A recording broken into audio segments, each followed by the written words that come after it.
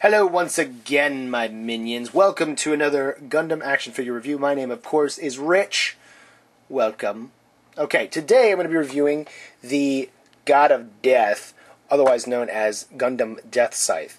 This Gundam, back in the series Gundam Wing, when I saw this, the pilot duo Maxwell was like the coolest anime character ever.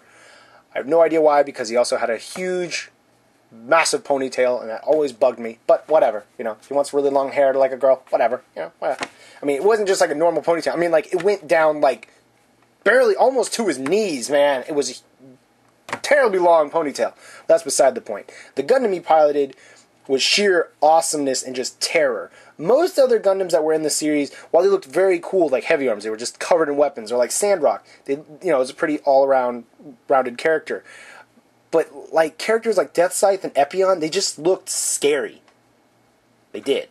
And, of course, I mean, that has to partially do with the fact that the main weapon of the Gundam here, Gundam Deathscythe, is actually a giant energy scythe. I mean, huge. So, that is one of the accessories that the figure comes with. This big scythe, and the energy blade is removable, so if you wanted, you could remove it. Then he also comes with a shield. Now, the shield in the show, of course, it would open, and either he could, like, cut you by, you know, clamping it down on you like a big pair of scissors, or it would actually have its own, and it's a very dangerous-looking energy blade that would shoot out of it. So, very cool. Not to mention, if you started running away, or if he didn't like you, or if you happen to be a helicopter in the first episode, he could actually shoot his shield. It would launch off. It has these little places back here in the back that would be like the jets, and it would launch, and it would not only launch, but when it hits you, it starts spinning. So it doesn't just stab you and just like, oh no, I'm impaled. It stabs you, then like, now you're going to die, and it just like creates a huge circle and you explode. So that was really, really cool.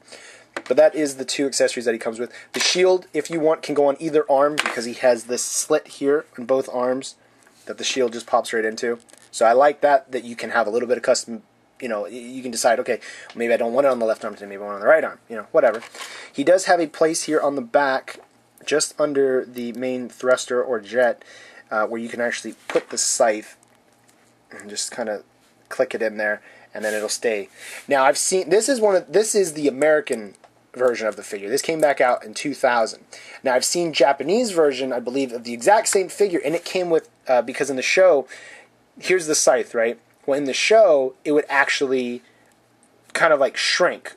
It would fold in, I guess you could say. It would slide in together. So he'd actually only have like a much smaller piece, so you could slide it in, you know, and then he could keep it back there. It wasn't sticking out like this. I mean, it's like, what the heck? You've taped a big, you know, like hockey stick to your butt, you know?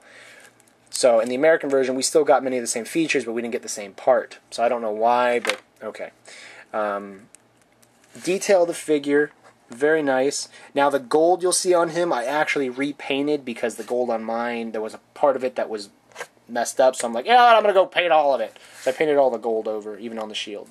But it is a very similar shade of gold. It just doesn't look as crappy. But very cool figure, very good detail, very likable detail of the figure as he looked as a Gundam in this show.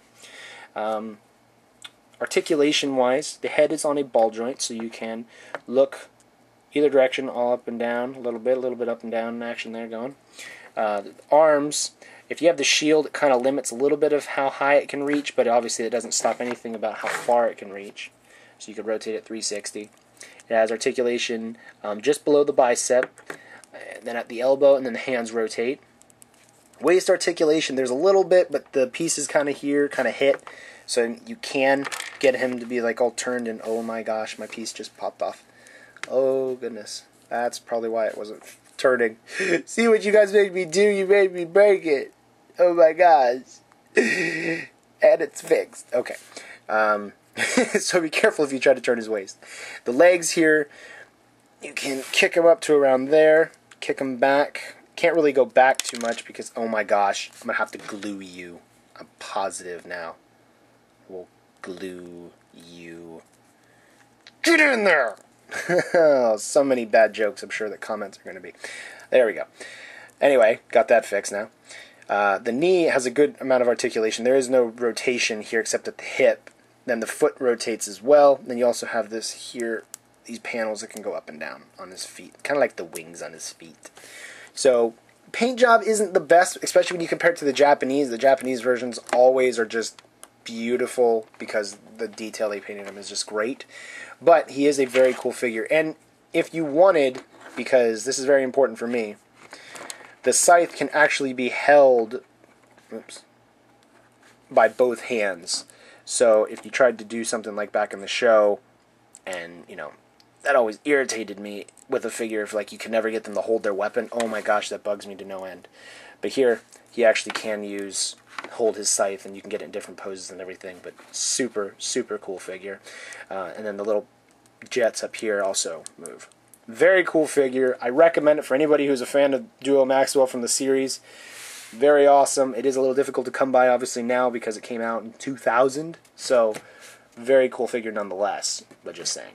Anyway, guys, thank you very much for watching. Overall, wait, I didn't even rate this yet, did I? I don't think I did. Okay. I would rate this a 5 out of 5. Why? Because, not so much the paint job, but I mean, it's one of the American versions. So what am I going to do? Dock the points on every single one of the American figures, which are the only ones I own? No. As far as the American figures go, the paint is good. It is up to par and standard. But the detail of a Gundam figure is still great. He can hold his weapons. He has extra accessory with the energy here. I mean, they kept it very true to the actual Gundam from the show. So that, I say, thank you, even though it's years and years later. But anyway, guys, thank you very much for watching. Let me know what you think down in the comment section. And I don't know what I'm going to go do now with Deathscythe. I mean, we'll probably go eat some popcorn. I don't know. Something like that. He probably likes popcorn, doesn't he? I think. Don't judge me!